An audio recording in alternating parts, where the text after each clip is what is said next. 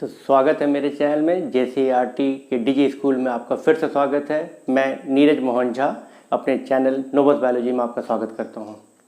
तो चलें इस कड़ी को आगे बढ़ाते हुए कि पहले दो भागों में आपने देखा उत्तक के बारे में। यहाँ मैं बता देना चाहता हूँ कि मैं विज्ञान के क्लास 9 के लेसन 6 यानी जो उत्तक के ऊपर था उसके ऊपर चर्चा कर रहा हूँ। पहले दो पार्टों में आपने पादप उत्तक के बारे में अध्ययन किया, उसे देखा। अच्छा हाँ, अगर आपने पहले दो पार्ट को नहीं देखा है तो मैं ऊपर आई बटन पे उनका लिंक दे दूंगा, उसे ज़रूर देखें, तब आप इनसे तालमेल बैठा सकेंगे अच्छे तरीके से।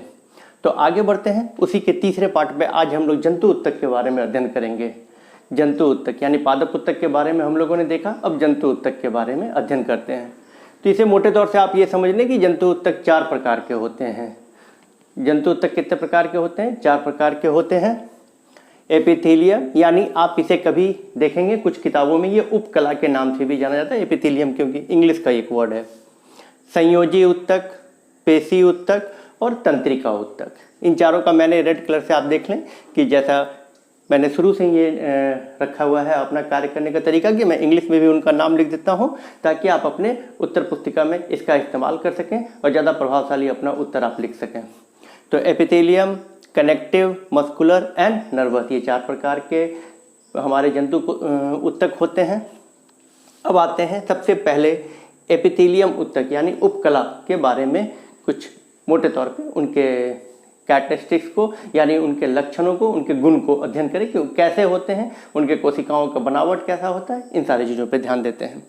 तो जंतु के शरीर को ढकने या बाह्य सुरक्षा प्रदान करना, आंतरिक अंगों को ढकना, ये सारा कार्य एपिथेलियम का होता है, यानी ये सबसे ऊपर वाले परत का निर्माण करते हैं। शारीरिक तंत्रों को एक दूसरे से अलग करते हैं और ये बिल्कुल एक परत के समान निर्माण हो चुका रहता है, जिसके कारण ये एक तंत्र को दूसरे तंत्र से अलग करने का भी कार्य करते हैं। एक बाउंड्री की तरह काम करते हैं, आप इसको समझते हैं। त्वचा, मुंह, आहार नली, रक्त वाहिनी, नली का अस्तर, फेफड़ों की कोशिकाओं वगैरह का निर्माण करते हैं। जितने भी आप ये अंग तंत्रों को देखें उन सारी चीज़ों का ये निर्माण करती हैं।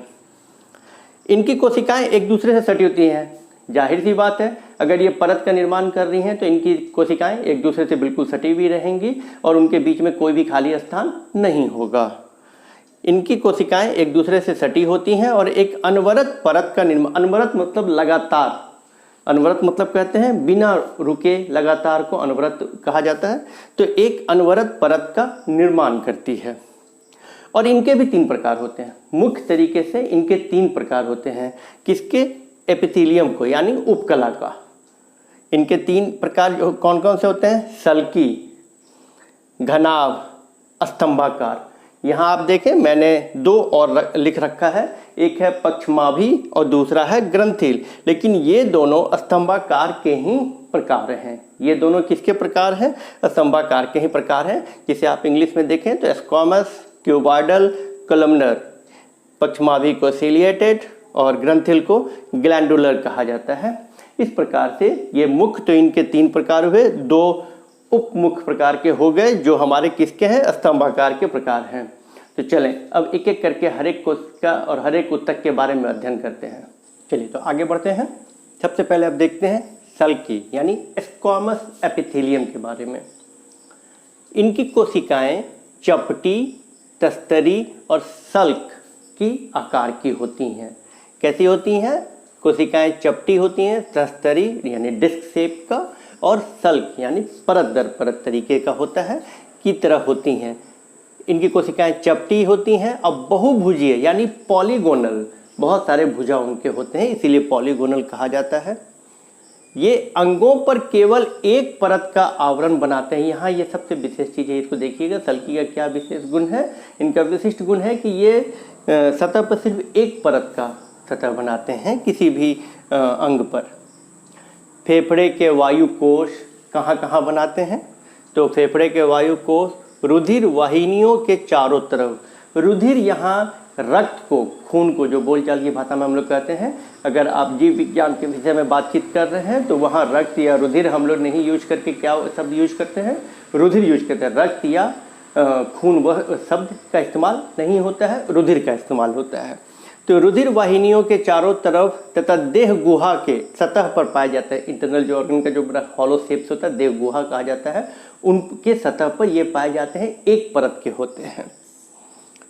पदार्थों को विसरण हम लोगों ने क्या था देखा था, ये पहले कोशिका की जब हम लोग अध्ययन कर रहे थे उसमें देखे थे। डिफ्यूजन मैंने इंग्लिश में फिर से लिख रखा है कि डिफ्यूजन के द्वारा एक ओर से दूसरी ओर, यानी कि वो जो परत है उससे एक तरफ से दूसरी तरफ डिफ्यूजन के मेथड से ये एक तरफ से दूसरी तरफ पदार्थों को भेजने और लाने का काम करते हैं। स्तरित एपिथेलियम यानी स्ट्रैटिफाइड एक्वामस एपिथेलियम, ये इन्हीं का सल्की का स्क्वामस एपिथेलियम यानी सिंपल एपिथेलियम का ही एक और पार्ट समझें या एक प्रकार समझें, जिसमें ये क्या होता है स्ट्रैटिफाइड, यानी ये यहाँ एक स्तर के बने होते हैं, ये कई स्तर के बने होते हैं। सिर्फ अंतर उतना ही है कि हमारा जो सल्की है सिंपल स्क्वामस है वो एक परत का बना हुआ होता है, और जो हमारा स्ट्रैटिफाइड स्क्वामस है वो कई स्तर के बने होते हैं। इनका आपने देख सकते हैं, बिल्कुल ये मैंने एक चित्र इनका बना के रखा है कि बिल्कुल एक परत के होते हैं। ठीक है, आइए दूसरा क्या था, घनाकार एपिथेलियम यानी क्यूबॉइडल। घनाकार यानी जैसे आप गणित में पढ़े होंगे घनाभ, उसी के ऊपर सर इनके भी कोशिकाओं का आकृति जो है वो घनाभ की तरह होता है, जिसके कारण इनका नाम घनाभाकार पड़ गया। तो घनाकार एपिथेलियम क्या हुआ, cuboidal epithelium. Cuboidal epithelium cube से क्यूबॉइडल किया गया है इसे। कोशिका चौकोर होते हैं, केंद्रक मध्य में होती है। यहाँ बिल्कुल ध्यान रखिएगा, इनके कोशिका चौकोर दिखेंगे आपको, लेकिन होते हैं वो क्यूब के जैसे, और इनका जो केंद्रक होता है वो बिल्कुल मध्य में स्थापित होता है। इनका मुख्य कार्य क्या है, श्रावण, अवशोषण तथा उत्सर्जन। ये तीन तरह के मुख्य कार्य इनका आप देखेंगे नियमित तौर पर यह करते हैं। ये कहाँ कहाँ पाए जाते हैं, तो थायराइड ग्रंथि, लार ग्रंथि, अग्नाशय तथा यकृत में पाए जाते हैं। कहाँ कहाँ, थायराइड, लार, अग्नाशय तथा यकृत में पाए जाते हैं। और कोशिका की व्यवस्था के आधार पर इनको भी दो भागों में बांटा गया है। इनको भी कितने भागों में बांटा गया, दो भागों में। जैसे इनको दो भाग में बांट दिया गया था, एक सिंपल स्क्वामस था और एक स्ट्रैटिफाइड स्क्वामस था, ठीक उसी तरीके से इनका भी सिंपल क्यूबॉइडल और स्ट्रैटिफाइड क्यूबॉइडल अगर एक परत के हैं तो सामान्य कहलाएंगे, और अगर एक से ज़्यादा परत के हैं तो स्तरित कहलाएंगे यानी स्ट्रैटिफाइड कहलाएंगे। ठीक है, चलिए तो अगले क्रम पे आते हैं। अगला हमारा हो गया स्तंभी एपिथेलियम। स्तंभी एपिथेलियम यानी कॉलमनर, कॉलम की तरह, स्तंभों की तरह इनकी कोशिकाएं जो होती है वो स्तंभ की तरह दिखती हैं, कॉलम की तरह दिखती हैं, इसलिए इन्हें स्तंभी एपिथेलियम भी कहा जाता है। जहाँ अवशोषण और स्राव होता है, जैसे आंत की भीतरी अस्तर या लाइनिंग अस्तर को कहा जाता है, वहाँ स्तंभी एपिथेलियम मौजूद रहती है। जहाँ कहीं भी अवशोषण या स्राव यानी कुछ चीज़ को अवशोषण करना हो या कहीं पे स्रावित करना हो किसी भी चीज़ों का, किसी भी रासायनिक चीज़ों का, एंजाइम का, तो वैसे जगह पे हमेशा हमारा स्तंभी एपिथेलियम उस जगह पे पाया जाता है। यह एपिथेलियम अवरोध को पार करने में सहायता करता है। यह एपिथेलियम के अवरोधों को पार करने में भी सहायता करता है। कौन करता है, स्तंभी एपिथेलियम। श्वास नली में इनमें पक्षमाभ यानी सीलिया होते हैं। श्वास नली यानी हमारे नाक के अंदर वाले जो स्तर होते हैं वहाँ पे सीलिया यानी कि कोशिकाओं के ऊपर बाल नुमा रचना एक पाया जाता है, प्रवर्ध कहा जाता है, वो पाए जाते हैं। तो श्वास नली में इनमें पक्षमाभ यानी सीलिया होते हैं, जो कि एपिथेलियम उत्तक की कोशिका में बाल जैसे संरचना होती है, इन्हें पक्षमाभी एपिथेलियम कहते हैं। इन्हें किस प्रकार के एपिथेलियम कहते हैं, पक्षमाभी एपिथेलियम। आप देखे होंगे कि मैंने शुरू में ही लिखा था कि एक स्तंभी एपिथेलियम, कॉलमनार एपिथेलियम के दो और भाग होते हैं या दो तरह के और पाए जाते हैं। उनमें से एक था ये पक्षमाभी एपिथेलियम या सिलिएटेड, आप कह सकते हैं कि कॉलमनार एपिथेलियम भी इन्हें कहा जाता है। उसके बाद एक आता है ग्रंथिल एपिथेलियम यानी glandular epithelium. Glandular, gland Hindi में ग्रंथि से ग्लैंड वर्ड को ही लिया गया है। कभी कभी उत्तक का कुछ भाग अंदर की ओर मुड़ा होता है तथा एक बहुकोशिक ग्रंथि का निर्माण करता है। बहुकोशिक ग्रंथि का निर्माण करता है। यहाँ मैंने ग्रंथि 2 बार लिख दिया था, इसलिए एक को मैंने मिटा दिया है कि बहुकोशिक ग्रंथि का निर्माण करता है। यह ग्रंथिल एपिथेलियम कहलाता है। यह क्या कहलाता है? हमारा ग्रंथिल एपिथेलियम कहलाता है। और इनका मुख्य भाग क्या है, कार्य क्या है? मुख्य कार्य जो है वो श्रवण है, यानी कि एक्सक्रीट करते हैं, कोई चीज़ को रिलीज करते हैं, कोई भी केमिकल्स को। यहाँ मैंने 2 तस्वीर बना रखी है, आप इनसे बिल्कुल भली बात समझ जाएंगे कि ये सीलिएटेड यानी पक्षमाव वाले जो हमारे कोलमनर एपिथेलियम है, उनमें कोशिका के जो केंद्रक हैं वो तो बिल्कुल बीच में रहते ही हैं। ये उनका बेसमेंट है, यहाँ से कोशिका का बनना निर्माण कार्य शुरू हो जाता है। और ये ऊपर बाल जैसे प्रवर्ध, जिसे पक्षमाव कहा जाता है, ये इस तरह की रचना होती है कोशिका का आकार और डिजाइन कुछ इस तरीके का होता है। जबकि दूसरी तरफ ग्लैंडुलर यानी कि जिसमें ग्लैंड बनते हैं, आप साफ देखें इन कोशिकाओं के बीच में एक घड़ा नुमा रचना यानी कि ग्लैंड नुमा रचना का नया बनावट आया है। और इससे हमेशा क्या होता है, एक विशेष प्रकार की रासायनिक चीज़ें की श्रवण या स्राव वहाँ से होती है। तो इसे ही हम लोग क्या कहते हैं, ग्रंथिल एपिथेलियम या ग्लैंडुलर एपिथेलियम। और अगला जो हमें जंतु ऊतक के बारे में हम देख रहे थे वो क्या है, संयोजी ऊतक यानी कनेक्टिव टिश्यू, यानी कनेक्टिव यानी जोड़ने का काम, एक दूसरे को 2 भागों को जोड़ने का काम करता है, इसलिए इनका संयोजी ऊतक या कनेक्टिव टिश्यू नाम दिया गया। तो चलो इसमें सबसे पहले क्या देखते हैं कि ऐसी ऊतक जिनकी कोशिकाएं आपस में कम जुड़ी होती हैं, इनकी कोशिकाएं आपस में कम जुड़ी होती हैं। पिछला में हम देख रहे थे ज़्यादा जुड़ी हुई थी। और अंतर कोशिकीय आधात्री में धसी होती है, इन्हें संयोजी ऊतक कहलाता है। ठीक है। रक्त, अस्थि और उपस्थि, स्नायु और कंडरा संयोजी ऊतक के प्रकार हैं। ये सभी क्या है, संयोजी ऊतक के प्रकार हैं। कौन कौन से प्रकार हैं? रक्त, अस्थि, उपस्थि, स्नायु और कंडरा, ये सभी संयोजी ऊतक के प्रकार हैं। तो सबसे पहले हम लोग कहाँ से शुरू करते हैं? रक्त से। रक्त को हम लोग रुधिर भी कहते हैं। पहले भी बताए थे कि हम लोग जब विज्ञान पढ़ेंगे तो वहाँ रक्त या खून का शब्द का इस्तेमाल ना कर हम लोग रुधिर यूज करें। तो रुधिर ब्लड, जैसे इंग्लिश में हम लोग क्या लिखते हैं, ब्लड लिखते हैं। यह पदार्थों के संवहन के लिए एक माध्यम का कार्य करती है। पदार्थों के संवहन यानी ले जाने के लिए इन्हें क्या करती है, एक माध्यम का कार्य करती है। जैसे कार्बन डाइऑक्साइड, ऑक्सीजन, पचे हुए भोजन, हार्मोन इत्यादि शरीर के एक भाग से दूसरे भाग तक ले जाने का कार्य ये रुधिर हमारे शरीर में करती है। रक्त के तरल भाग को प्लाज्मा, रक्त के तरल भाग को हम लोग क्या कहते हैं, प्लाज्मा कहते हैं। और रक्त के प्लाज्मा में हमारे 3 तरह की कोशिकाएं पाई जाती हैं। एक हो गई लाल रक्त कोशिका, दूसरी श्वेत रक्त कोशिका, तीसरी प्लेटलेट्स। लाल रक्त कोशिका को हम लोग रेड ब्लड सेल यानी आरबीसी, श्वेत रक्त कोशिका को हम लोग डब्ल्यूबीसी व्हाइट ब्लड सेल कहते हैं, और प्लस प्लेटलेट्स को प्लेटलेट्स ही कहा जाता है। इन तीनों का अलग अलग कार्य है जो आप ऊंची कक्षाओं में पढ़ेंगे। बड़ा ही मनोरंजक चीज़ होगा, जरूर इसे ध्यान देंगे। इसके बाद अगला जो कनेक्टिव टिश्यू आता है वो है अस्थि यानी बोन्स यानी हमारी हड्डियां। अस्थि यह पंजर का निर्माण कर शरीर को आकार प्रदान करता है। पंजर मतलब हमारा ढांचा। आप स्कूल में भी आपके होंगे जो स्केलेटन सिस्टम का पूरा, हमारे टोटल कितने हमारे हड्डी हमारे शरीर में होते हैं, 206 या 207, नीचे कमेंट पे लिख के देंगे हमें। तो ये हमारा अस्थि शरीर के आकार प्रदान करता है। यह मांसपेशियों एवं मुख्य अंगों को सहारा देती है।